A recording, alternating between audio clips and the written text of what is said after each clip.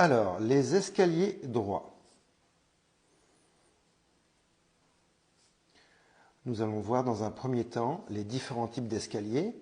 Donc un escalier, c'est quoi? Ça va être, comme tout à l'heure, un emmarchement. Donc l'emmarchement, c'est cette dimension, c'est la largeur de l'escalier.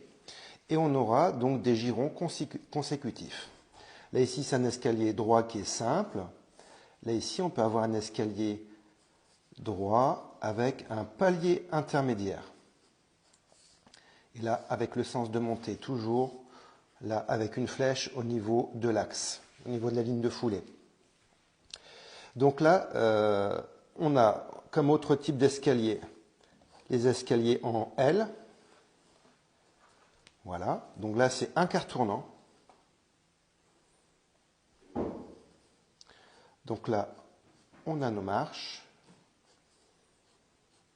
Et à l'angle, on aura donc un palier de repos ou un palier intermédiaire. Un quart tournant dans un sens, un quart tournant aussi également dans l'autre sens.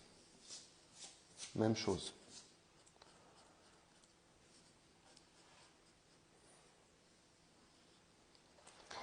Donc les deux sont un quart tournant. Nous avons aussi les escaliers deux quarts tournants.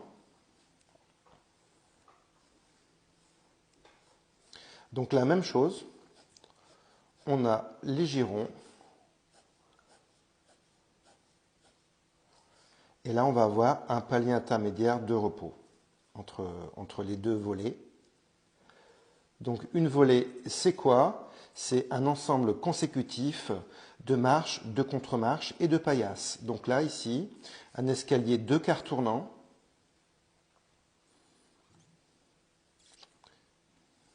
Aura donc deux volées par définition. La volée 1, ici, et là, ici, la volée 2. La même chose. La volée 1, et là, ici, la volée 2. Et entre le palier de repos. Donc ça, c'est un escalier en un quart tournant en L, plus communément appelé. Et lui, c'est un deux quarts tournant. On peut l'appeler en U ou en fer à cheval. Voilà. Ensuite, on a les escaliers hélicoïdaux en colimaçon circulaire. Donc, en fait, ils vont tourner autour d'un flux central.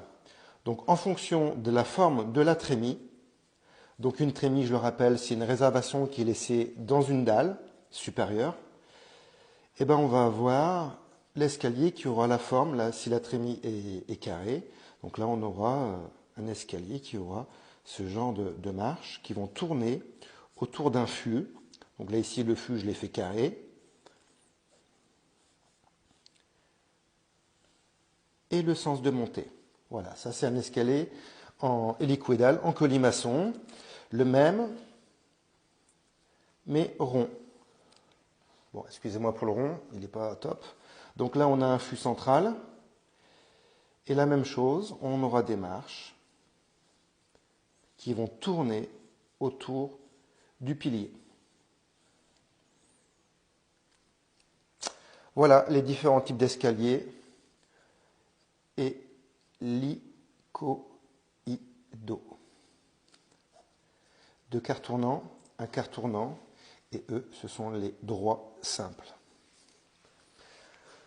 Voilà pour les différents types d'escaliers. On va maintenant parler dans la prochaine vidéo du calcul pour établir le nombre de marches, le nombre de contre-marches en fonction d'une hauteur à franchir.